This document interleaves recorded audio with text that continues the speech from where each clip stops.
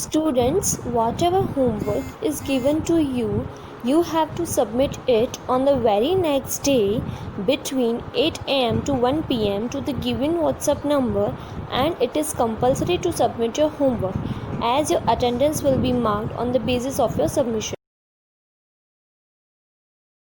Welcome to class of OC. Today we are going to start with chapter 5, Forms of Business Organization 1. This forms of business organization, this is divided into two chapters. Chapter 1, part 1 in chapter 5 and part 2 we are going to study in our next chapter 6. In these two chapters we are going to study about different forms of organization like sole proprietorship, partnership, cooperative, joint stock, Hindu undivided family. And today I'm going to start with the sole proprietorship. Sole proprietorship. Okay. Sole proprietorship means it's a such type of a form of a business in which a business is owned by a single individual. A person himself owns the business, manage, controls, bears the profit and loss, all the risk. कि student इसमें क्या होता है, कोई भी एक particular इंसान है वो खुद अपना बिजनेस स्टार्ट कर रहा है, सारे पैसे वो अरेंज कर रहा है, प्रॉफिट या लॉस हो रहा है वो उसका अपना हो रहा है. That is known as in sole proprietorship. As you must have seen many of your fathers or in the market there are many shops. Okay, the individual persons are the owner. So such type of a business is known as in sole proprietorship. Now the characteristics of sole proprietorship. First, it is easy to establish. Sole proprietorship compared to other forms of business is very easy to establish because in it no legal restrictions are there, no more paperwork is there. Okay, so it has to be, it can easily establish. A person who has capital means money, he can easily start his business. Next is capital. In this sole proprietorship the capital is limited required. Okay, capital means money. Okay, a person himself brings the money. If he wants he can take the loan and anything from any of the person and he can start the business. Power of administration. The power of administration lies with the individual who is the owner of the firm. He is a person, he owns the business, so all the administration is within his hands. Next is freedom of work and quick decisions. A person who is the owner, he can easily take all the decisions. He is free. Okay, he is not to ask to anyone, nor to take permission from anybody else, nor to go for any meetings or board of directors or what. So he can easily take any decisions and decisions can be taken quicker. Next is liability. Liability in this type of form of business is unlimited. Unlimited liability means if there are any dues in the business. Okay, business में कोई भी कर्जा है, dues है, तो person even has to sell his personal properties. Personal property like if he is the owner of a house or a car or any other land, personal land or what, he has to sell all this and he has to clear his due. Okay, this type of a liability is known as an unlimited liability. Maintenance of secrecy. Secrecy can be maintained in such type of a form of business. Why secrecy can be easily maintained? Because a individual person is the owner. He is not to share his secrets with anybody else. Okay, he is not to ask anybody else for any of the decision or what. So easily can maintain the secrecy in the business. Next is personal contact. Personal contact, person himself is a owner. He may be having one or two servants under him, but he himself does all the work. He himself many times attends the customers. So he is in personal contact with all his customers, all his supplier, so on. Next is centralization of ownership and management. Centralization of ownership and management means both ownership and management rest with a singular individual. Individual himself, okay, he is the owner, okay, he can do anything. He is the only person, he has to manage all the things. So both ownership and management are vested with the same person. So these all are the characteristics of sole proprietorship. Now we are going to study advantages. You can say advantages, you can say merits of sole proprietorship.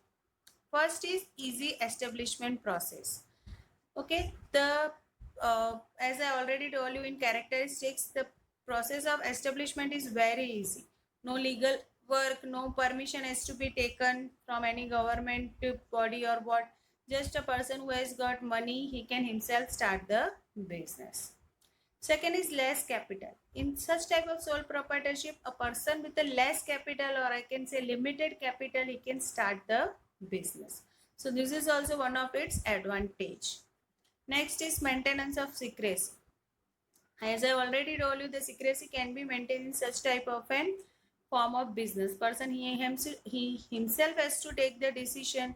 Is not to ask to anybody. So easily the secrecy can be maintained. Quick decision. Quick decisions are possible in such type of a form of business, as person himself has to take the decision. Next, personal contact. A individual is the owner. He himself is in contact with customer, supplier. So he can have a personal contact. He can know the demands of the customer. He can hear their complaints, and as per that, he can make the necessary changes. Flexibility. Flexibility means, what do you mean by flexible? Flexible means which can be changed. So in sole proprietorship, person himself is an individual, so he can easily make whatever changes he want in his business. Okay, suppose he is a dealer in clothes. Okay, so if he wants to change, he wants to bring a new stock. Okay, if he is a owner of a sari shop, but nowadays his saris are not working, he wants to change, he wants to transfer his shop into any other kurti shop or what, he can easily go for that. Okay, the sole proprietorship is quite flexible. Next is less tax burden. Okay, in sole proprietorship, tax burden is less, as individual himself is the owner. So one person is only there, so his income is very less. So he can get the, because his income is less, so he has to pay the less tax. Next is less legal restriction. Less legal restriction means there are no more legal restriction, because as per other, because in partnership or you can especially in companies type, there are many restriction, but a person himself is responsible for his profit and loss, so there are not much legal restriction.